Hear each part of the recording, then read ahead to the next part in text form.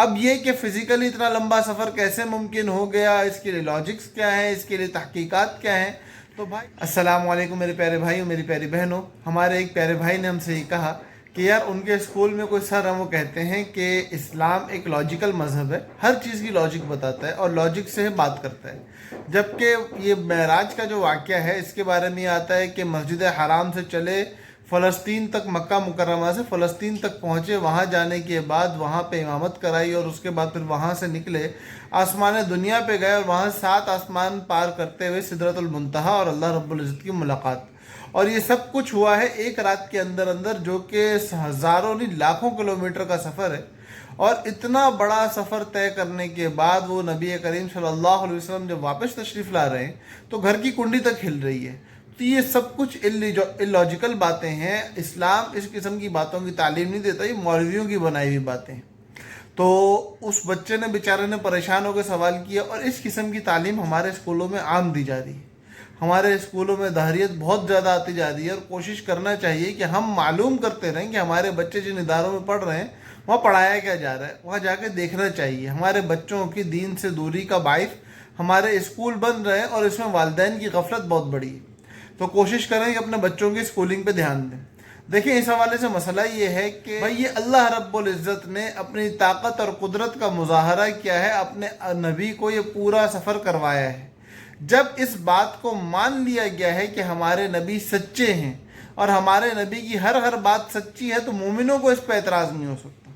اس پہ اعتراض کرنے والے کفار ہو سکتے ہیں، اس پہ اعتراض کرنے والے وہ مستشرقین ہو سکتے ہیں جو اسلام پہ شدید تنقید کے لیے اسلام کی تحقیقی مطالعہ کر رہے ہوتے ہیں، وہ سب ہو سکتے ہیں. لیکن مسلمانوں کو اس پہ پہلی بات یہ ہے کہ اعتراض نہیں ہو سکتا.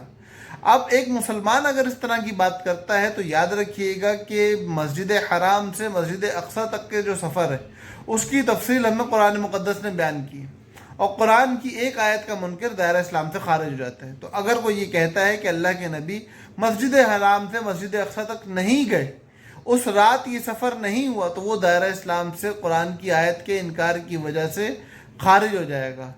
اس کے بعد جو دوسری اس سفر کا پہلو ہے کہ مسجد اقصی سے اللہ رب العزت کی ملاقات تک کا جو سفر ہے، اس پورے سفر کا منکر کافر تو نہیں ہوگا لیکن پرلے درجے کا فاسق ہوگا. ہاں کوئی اس کے اندر اجتہادی پہلو لے کے آتا ہے، کوئی دوسری روایت لے کے آتا ہے، اس کے حوالے سے کوئی اور بات کرتا ہے، تو بات ممکن ضرور ہے اگلے سفر کے بارے میں، لیکن انکار سرے سے کر دینا اور ہر جہت سے اس کا منکر ہو جانا، وہ انسان کے انتہائی درجے کے فسق کی بات ہو جاتی ہے. اب یہ کہ فزیکلی اتنا لمبا سفر کیسے ممکن ہو گیا، اس کے لیے لاجکس کیا ہیں، اس کے لیے تحقیقات کیا ہیں. تو بھائی اس وقت دنیا میں جو سائنس موجود ہے وہ ترقی یافتہ نہیں ہے، ترقی پذیر ہے. وہ ترقی پذیر ہے. جس طرح ساری دنیا کہتی ہے نا کہ پاکستان یا ہندوستان یا اس قسم کے جو ممالک ہیں وہ ترقی پذیر ہیں، ترقی یافتہ نہیں ہے، اس لیے ان کو ترقی یافتہ ممالک کے بارے میں بات کرنے کا حق نہیں ہے. اپنے اندر رہو، بہت ہے، تمہارے لیے اتنی کافی ہے. تو پاکستان کے اندر نہیں، پوری دنیا میں جو سائنس چل رہی ہے وہ ترقی پذیر ہے. اور اللہ رب العزت کا علم وہ ترقیوں کی انتہا پہ ہے، اس میں ترقی ممکن نہیں ہے، وہ انتہا پہ. تو وہ اس علم کا مقابلہ اس ترقی پذیر اس معمولی سی سائنس سے کرنا، یہ قرین قیاس نہیں ہے. جو بات سمجھ میں آ جائے ٹھیک، جو نہ آئے وہ اللہ اور اس کے رسول پہ اعتماد کی وجہ سے قابل قبول ہے، اور اس کے قبول کرنے میں ہی کامیابی ہے. اگر اس کو یہ سوچ کے چھوڑ دیا جائے کہ یہ ہماری عقل کے باہر ہے، تو بھائی آپ کی عقل ناقص ہے، اللہ کا علم کامل ہے. جہاں سے آپ کی عقل کا دائرہ کار ختم ہوتا ہے وہاں سے وحی کا علم شروع ہوتا ہے.